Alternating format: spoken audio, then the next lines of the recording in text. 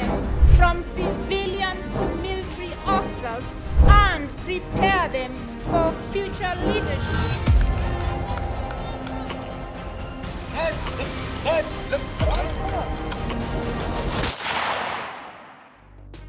From Africa's scorching sands to its soaring peaks, a revolution is dramatically rewriting military power. Courageous women are smashing age-old norms, storming command posts and front lines with fierce determination. Wherever we went with them, they were goddesses, they were rock stars. People were cheering them, they are role models in their community. These are battle-tested generals bearing medals of valor, deadly snipers with ice in their veins, pilots slicing through stormy skies, and naval commanders taming raging oceans. Trained to endure hunger, exhaustion, and bitter cold, they never back down. Move it, on! Move it! Increase female opportunities and participation, and then to give us equality. Get ready to meet the unstoppable female warriors forging a new era in African defense.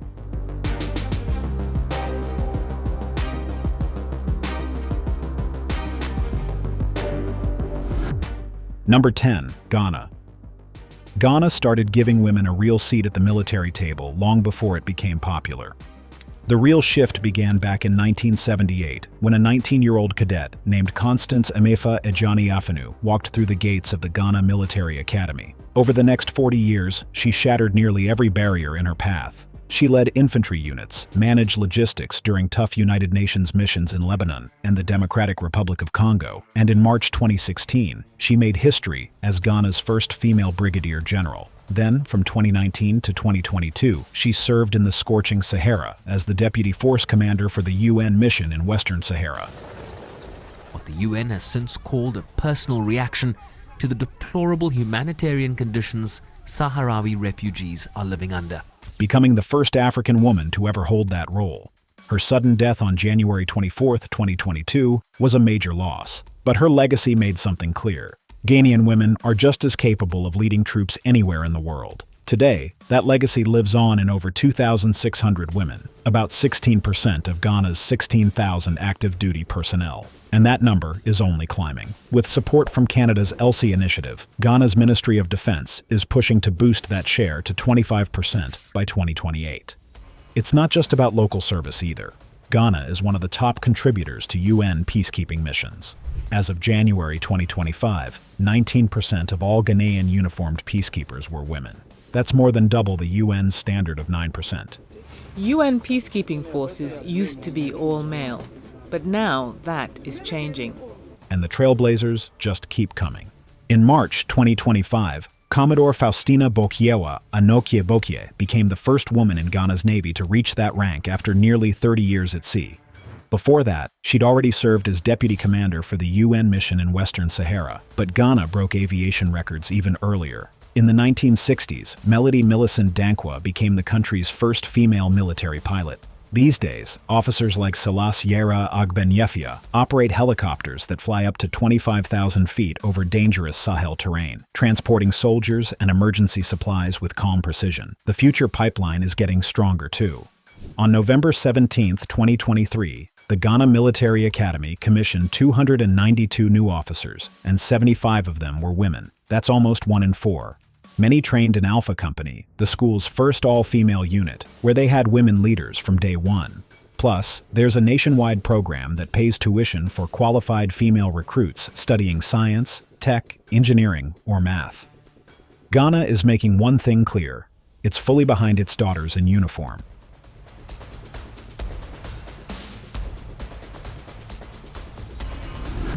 Number 9. Kenya. Kenya's journey toward building a more gender-balanced military started back in 1971, when the Women's Service Corps was created with just 150 recruits. It was a small beginning, but it laid the groundwork. After 3 decades, that separate corps was folded into the main military, and things picked up speed. The 2010 Constitution introduced the 2/3 gender rule, which pushed for at least 30% female representation across all government bodies, including the armed forces. One woman who helped drive that change is Major General Fatuma Gaidi Ahmed. She joined the military in 1983, started out as a platoon leader, and kept rising through the ranks. In 2015, she became Kenya's first female brigadier. Just 3 years later, she broke another record by becoming the country's first female major general. Then, on May 2, 2024, she made history again by taking command of the Kenya Air Force, the first woman to ever lead a branch of the Kenya Defense Forces, KDF. After 42 years of service, she stepped down in July 2025, leaving behind a career that spanned everything from UN duties in the Congo to running the Kenya Military Academy. Right now, about 11% of the 53,000 active soldiers in the KDF are women. That's roughly 1 in 9 troops, and the numbers are rising. At the pass-out parade held in Eldoret on May 15, 2024, more than 1,000 of the 4,000 new graduates were women, the highest female turnout ever. That same year, the Ministry of Defense earned a National Usawa Award for rolling out new gender policies and a code on preventing sexual exploitation and abuse, all pushing toward that 30% target by the end of the decade. Kenyan women in uniform aren't just making waves at home, they're serving across the continent. Since 2011, nearly 800 have been deployed with the African Union Transition Mission in Somalia. They serve as pilots, medics, and civil affairs officers. One of them, Major Naker Aupe, flies combat helicopters low over Jubaland and even mentors local girls who dream of flying someday. In Sudan and South Sudan, female intelligence officers collect critical information in places where male patrols can't go, helping Kenya meet the UN's 19% benchmark for female peacekeepers, twice the global average. From flying combat missions to briefing the president at Ulinzi House, Kenya's women are no longer the exception. They command air units, patrol the Indian Ocean's 320 miles of coastline, and shape national security policy. And with each step forward, they show that East Africa's future is not only secure, it's shared. Number 8. South Africa. South Africa's military used to reflect the country's divided past. But over the last 30 years, a wave of reform has completely changed that. Today, women are flying fighter jets, commanding warships, running intelligence units, and shaping the future of the South African National Defense Force. According to the South African National Defense Union and the Democratic Alliance Party, the South African soldiers... Out of 74,000 active duty personnel, more than 22,000 are women. That's around 31%. That figure isn't just above the global average. It puts South Africa nearly halfway to its own target of 40% female representation in the armed forces. It took bold leaders to get there. In March 2021, President Cyril Ramaphosa promoted Major General Thalida Mjakato to Chief of Defense Intelligence, making her the first woman to join the Military Command Council, the SANDF's top 6-seat leadership team, and the first woman to lead the country's military intelligence service. Her path was paved by women like Major General Ntobeko Mpaksa, who once led an infantry battalion, and in 2012 became the first woman to run the Army's intelligence formation. She later oversaw combat readiness for the entire ground force. Now, women are breaking barriers in every part of the force. When a Rooivalk attack helicopter cuts through the sky at 720 miles per hour, it might be flown by Major Mandisa Mafeka, South Africa's first black female fighter pilot and a shining example of the Air Force's scholarship programs in science and engineering. That I could actually join the Air Force and become a pilot was when I was 16, doing research about careers in maths and science. On the sea, the late Lieutenant Commander Gillian Malau proved her skill by commanding the 200-foot SAS Charlotte Maxeke, a German-built submarine that operates nearly 400 feet under the Indian Ocean. And in 2022, sapper Nomonde Nomtsheke became the first South African woman to earn paratrooper wings after a brutal 50-mile forced march and a nighttime combat jump. These aren't just showpieces, they're part of the real action. As of June 2024, South Africa had 1,116 troops deployed on UN missions. 19% of them were women, nearly twice the United Nations benchmark of 11%. Female commanders now lead patrols through the hills of eastern Congo, while naval boarding teams under Petty Officer Yolisa Mthimkhulu inspect cargo vessels along the 1,740 miles of South Africa's coast. Military leaders are making sure this progress is here to stay. At least 20% of senior staff college slots are now reserved for women. And a new policy from August 2024 links every brigadier's performance bonus to clear mentoring targets, all published in the annual defense report. The next big goal? Get women past 35% of the force by fiscal year 2028, all while holding the same combat standards for everyone. Despite the South African development community or SADC, allocating 108,000 rand per soldier per month. From the roar of fighter jets over Limpopo to stealth submarines near Cape Point, South African women have shown that grit, brainpower, and raw skill don't come with a gender tag. Number 7. Namibia. Namibia's defense story began in the trenches of the liberation struggle, where women made up nearly one-third of SWAPO's People's Liberation Army by the late 1980s. They weren't just support staff. They handled recoilless rifles, ran field hospitals, and operated radios across Namibia's vast 318,000 square miles. When independence came in 1990, many of those same women helped build the new Namibian Defense Force, which today has about 17,500 active duty troops. Government records from 2017 showed that women held 23% of military positions, and by 2024, that number had risen to about 26%, or roughly 4,500 soldiers.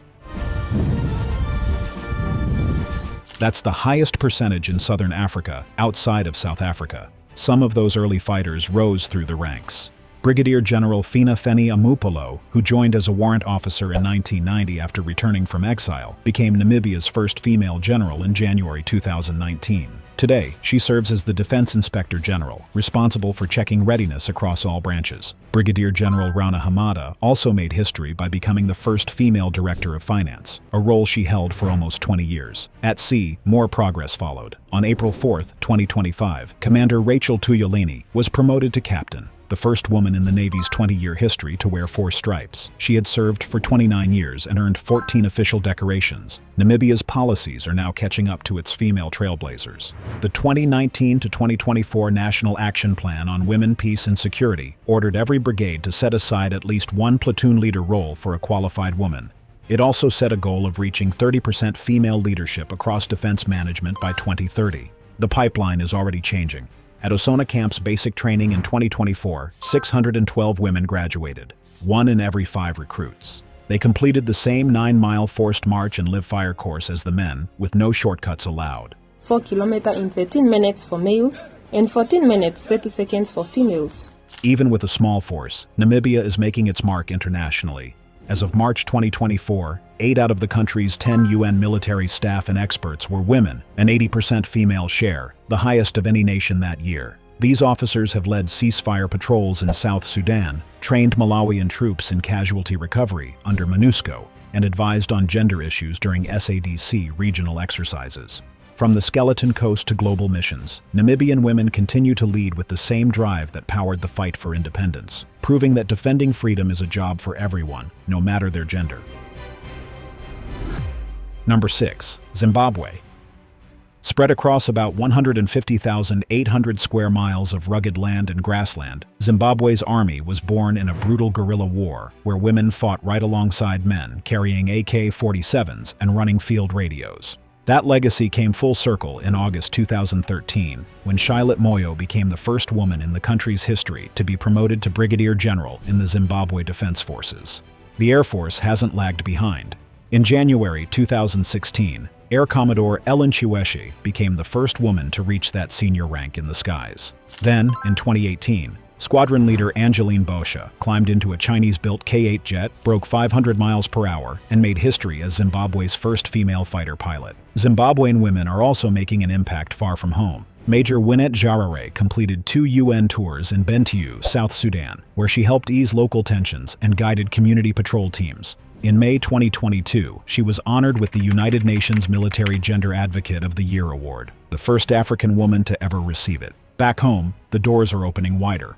A report by the Southern African Development Community shows that Zimbabwe is one of just 4 countries in the region where women hold at least 20% of all military positions. Out of an active force of around 30,000 soldiers, that means nearly 6,000 are women, spread across infantry brigades, a fleet of 200 aircraft, and naval patrols on Lake Kariba. Now 1 in every 5 seats at the Staff College is set aside for women, and since 2024, colonels can only earn full bonuses if they meet mentoring targets for female officers. At basic training in Llewellyn Barracks, 138 women graduated in the class of 2025 after passing the same 9-mile march and live-fire night drill as the men. Whether they're flying jets or keeping peace under the UN flag, Zimbabwe's women are showing that their strength from the liberation struggle still shapes the force today. Number 5. Rwanda. Just over 30 years after the genocide that tore Rwanda apart, the country's military is becoming one of Africa's most intentional forces when it comes to including women. Rwanda's constitution already requires that at least 30% of decision-making roles in the public sector be held by women. The Rwanda Defense Force isn't there yet, but it's catching up. A United Nations report from November 2024 showed that about 7% of Rwanda's army, roughly 3,000 soldiers, are women. That may sound small, but for a country of just over 10,000 square miles, it's a shift that's picking up real speed, and things are starting to move faster at the top.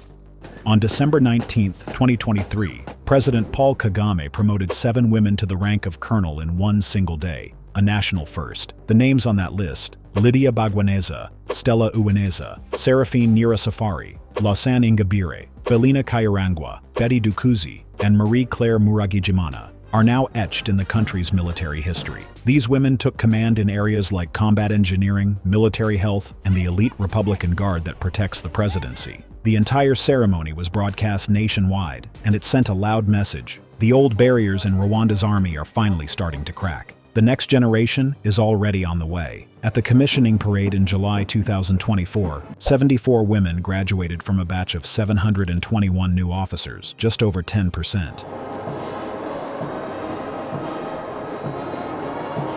These women completed 4 years of intense training that mixed battlefield tactics with a full bachelor's degree in military science. Most of them began training at the high-altitude Gako Academy, sitting 5,000 feet above sea level. Within 2 years, they'll rotate through the Air Force, military police, and the elite 1,500-strong Republican Guard. And Rwanda's defense headquarters says these numbers will keep climbing until 1 in every 5 officer cadets is female. Rwanda's female soldiers are also making an impact far beyond its borders. By August 2024, Rwanda had deployed 4,677 uniformed peacekeepers around the world. Of those, 307, about 6.6%, were women, stationed in countries like South Sudan and Lebanon. In Bria, Central African Republic, a 21-woman engagement team now leads awareness drives on gender-based violence and runs mobile clinics, an approach praised by UN Women in November 2024. Field commanders have seen the results firsthand. When women join patrols, intelligence gathering doubles and roadside harassment complaints are cut in half. The goal now is to scale this up.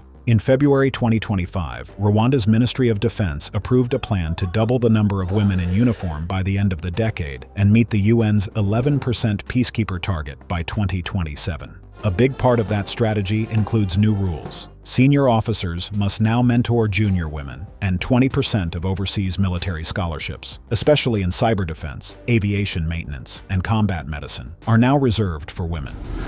Number 4. Nigeria.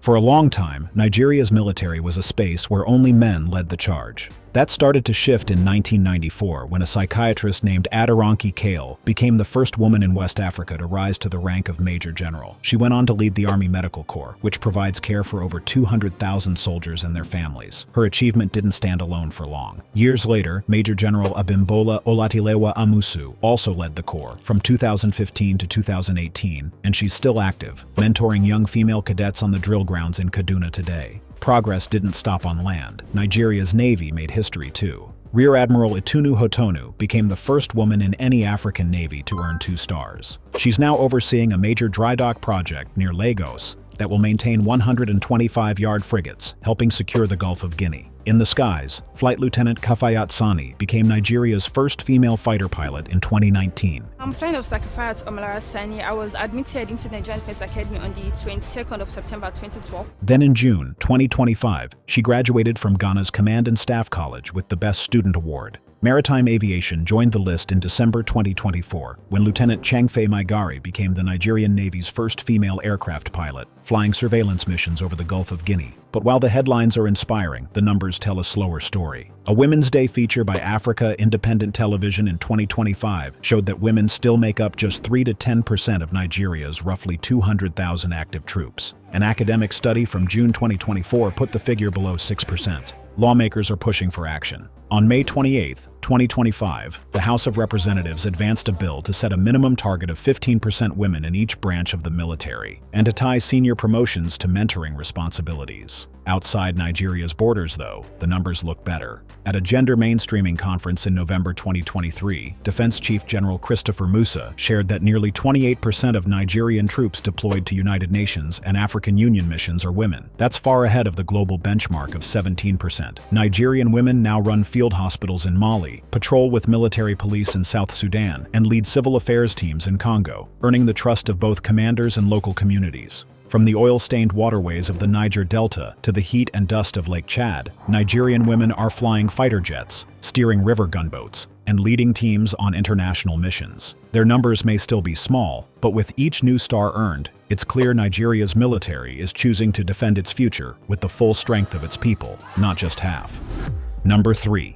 Eritrea. Eritrea, a country of about 45,400 square miles along the Red Sea, built one of the most gender-balanced guerrilla forces the world has ever seen. During its 30-year war for independence, the Eritrean People's Liberation Front wasn't just known for its determination, but also for how many women took up arms. By 1990, women made up between 1/3 and 2/5 of the entire fighting force, the highest share ever recorded in any modern liberation army. The conflict is between Eritrean guerrillas who want independence and the government of Ethiopia determined they won't get it. One of the most celebrated names from that struggle was Alganesh Britannia Kasai. She led a platoon of 30 soldiers through the rugged Sahel hills, known both for her bravery in battle and for the way she cared for her fighters like family. She was killed just weeks before Eritrea's victory, but to this day, she remains a symbol of courage and heart. When the country officially gained independence in 1993, the guns didn't disappear. Military service became mandatory for everyone, and since 2003, all Eritreans, boys and girls, spend their 12th grade year at the isolated Sawa Defense Training Center, right near the Sudanese border. It's a mix of school and soldiering. Students study for final exams while going through 5 months of military training. On paper, national service lasts 18 months, but in reality, it often stretches on for years, especially for young women. According to Human Rights Watch, many are stuck in the system indefinitely, which has pushed thousands to flee the country each year. Because the draft includes both men and women, Eritrean women still serve in combat units, engineering teams, and communications posts throughout the Eritrean Defense Forces. The CIA reports about 120,000 active duty troops and 130,000 reservists. Around 30% of them are women, roughly 1 in every 3 soldiers. Many have graduated from officer training at Sawa and now command entire companies or battalions, although no woman has officially reached the rank of general yet. Eritrean women have seen real combat. They fought in the border war with Ethiopia between 1998 and 2000, and again in the brutal Tigray conflict from 2020 to 2022. Battles on the front line in the Horn of Africa, the disputed border between Ethiopia and Eritrea. Female medics treated both Eritrean and Ethiopian soldiers across the 620-mile front line. In the Navy, women operate radar systems that monitor the Bab el-Mandeb Strait, a vital waterway that handles 10% of all global trade. In the Air Force, female technicians service L-39 trainer jets from the Czech Republic, stationed at Asmara's main airbase. But serving comes at a cost. Flight training for the Aero L-39 Albatross is a crucial aspect for any prospective owner. To safely operate this high-performance jet, pilots must undergo specific training. UN reports and human rights investigations have exposed troubling issues: sexual harassment in training camps, long-term separations from families, and harsh punishments for those who try to leave early. Even so, Eritrea's government continues to highlight the same numbers critics raise. Very few nations can say nearly 1/3 of their armed forces are women. From Britannia's final charge in 1986 to the mixed patrols guarding today's western borders, Eritrean women have never stopped showing that building a nation and defending it is a job for everyone. Number 2. Uganda. Uganda's military began to transform the moment Yoweri Kaguta Museveni took power in 1986. Back then, seeing a woman in uniform was rare. Now, women are stationed across every part of Uganda's 93,000 square miles. And if there's one name that shows just how far things have come, it's retired Lieutenant General Proscovia Nalweyiso. She joined the National Resistance Army in 1982, led its first female unit the following year, and by 2020 had earned 3 stars, making her the highest-ranking woman in East African military history. Now, younger officers are following the path she helped clear. Brigadier Flavia Bayakwaso started out managing supplies in the deserts of Darfur, became Army spokesperson in 2020, and then took over as Chief of Staff at the Rapid Deployment Center in Jinja by 2023. Brigadier Charity Bainababo went from serving as aide to the First Lady to becoming Deputy Commander of the Elite Special Forces Command, the same unit that guards the presidency with armored vehicles and shoulder-fired weapons. She later moved into Parliament to represent the voice of soldiers directly.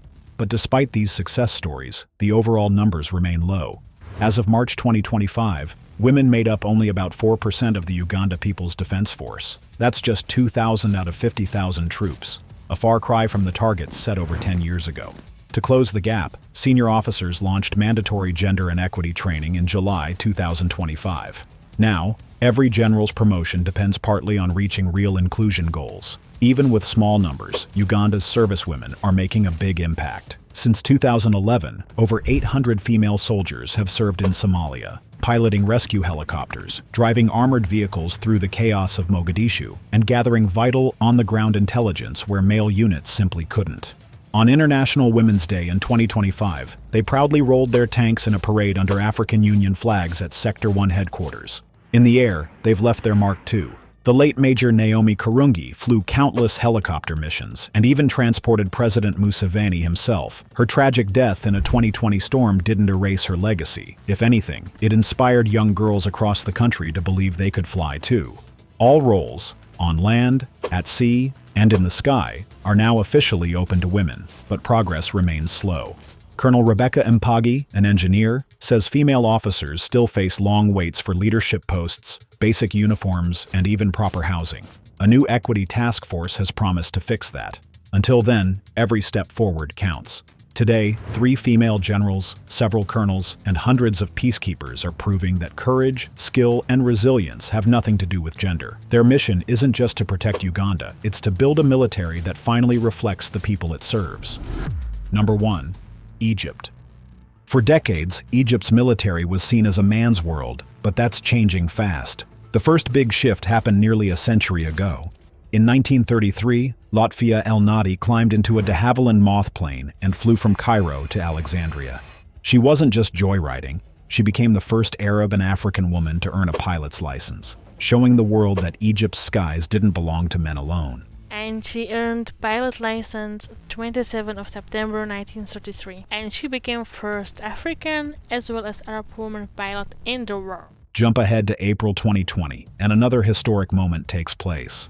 Military doctor Gada Salah El-Manbawi was promoted to Major General and became the first woman to lead a national military school, the Military Medical Academy.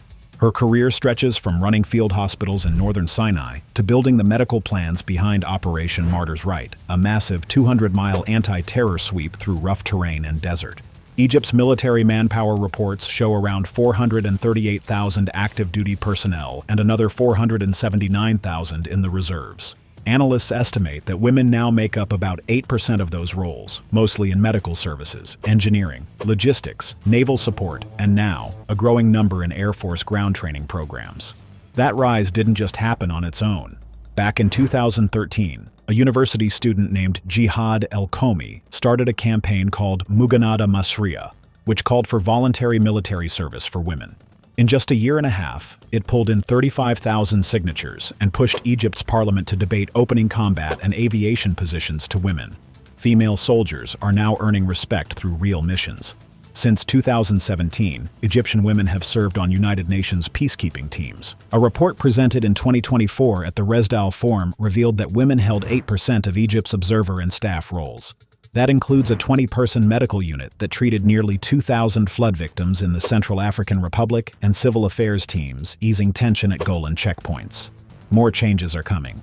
The Air Force Academy has now set aside 20% of its new STEM scholarships for women starting with the 2026 class. Meanwhile, the Navy is adjusting its 2,600-ton Gowin corvettes to support mixed-gender crews, allowing female officers to complete 4-month anti-piracy patrols in the Red Sea. And Egypt's top military command has made it clear, standards won't change. Every cadet still has to complete the full 9-mile desert test, but talent won't be ignored anymore. From Latvia's bold first flight to Major General El-Manbawi's high-stakes leadership, Egypt's women are showing they belong in every room where the future of this ancient nation is being defended.